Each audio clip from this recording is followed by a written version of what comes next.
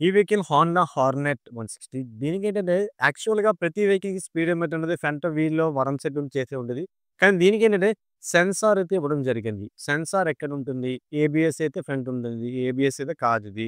So, మరెక్కడుంది దీనికి speedometer ఎట్లా తిరుగుతుంది అసలు? దీనికి సంబంధించిన కంప్లీట్ వీడియో ఇది. మన ఛానల్ గనుక మీరు కొత్తయితే సబ్స్క్రైబ్ చేసుకొని పక్కన బెల్ ఐకాన్ ఆల్ క్లిక్ చేసేయండి. సో, ఈ వీడియోలోకైతే మనము ఇంకా స్టార్ట్ అయిపోదాం.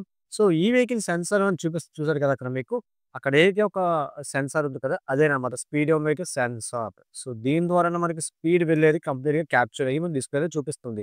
అది దీనికైతే పనిచేయలేదు. ఎందుకు పనిచేయలేదన్నది ఓపెన్ చేసాక చూద్దాం. కానీ ఇది ఓపెన్ చేయడానికి చాలా వరకు టైం అయితే నాకు పట్టేసింది. చూసారు కదా! అది మీదకి తీయగానే విరిగిపోయింది. విరిగిపోతే ఇప్పుడు ఏం చేసేది? అది బయటికేమో రావట్లేదు. లోపలికి పోతే ఇబ్బంది. అలాగైనా ఇబ్బంది, ఇలాగైనా ఇబ్బంది. ఇప్పుడు ఏం చేయాలి?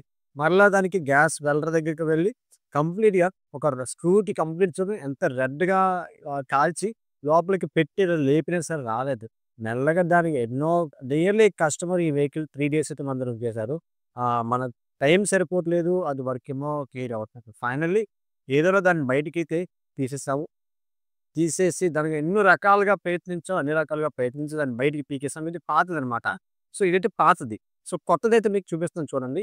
ఈ ఐటెమ్ ఏదైతే ఉందో స్పీడోమీటర్ తిరగడానికి పనిచేసే సెన్సార్ ఏదైతే ఉందో కస్టమర్ తీసుకొచ్చారు. కస్టమర్‌కి నేను ఒక 200, 300 అని చెప్పాను కానీ ప్రైస్ చూస్తే ఫ్యూజులు ఎగిరిపోయినాయి. అరౌండ్ 800 ప్లస్సే ఉందనమాట. అంత కాస్ట్ ఎందుకు ఇచ్చాడో నాకు అర్థం కాలేదు. అందులో అంతలా ఏం లేదు. సో, ఇచ్చారు కదా కస్టమర్. దీనికైతే 3 వైర్‌లొస్తాయి. ఆ 3 వైర్‌లు కూడా మనకి వైరింగ్ కిట్ కనెక్ట్ చేసుకోవాలి. అదలా జస్ట్ ప్లగ్ ఇన్ ఇలా పెట్టేసుకొని బోల్ట్ బిగించేసుకుంటే సరిపోద్ది. ఈ రకంగా ఉంటుందన్నమాట సెన్సార్ అన్నది. సో, అది పాతది.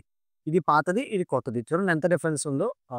అది ఎందుకు పోతుందంటే లోపల సెన్సార్ కొద్దిగా అరిగిందనుకోండి టచ్ అవ్వదు. టచ్ అవ్వకపోతే ఆటోమేటిక్‌గా మీకు ఇదవ్వదు. అంటే కంప్లీట్ టచింగ్ అయిపోతే మినిమమ్ గ్యాప్ మెయింటైన్ అయితేనే సెన్సార్ అని వర్క్ అవ్వడం జరుగుతుందన్నమాట.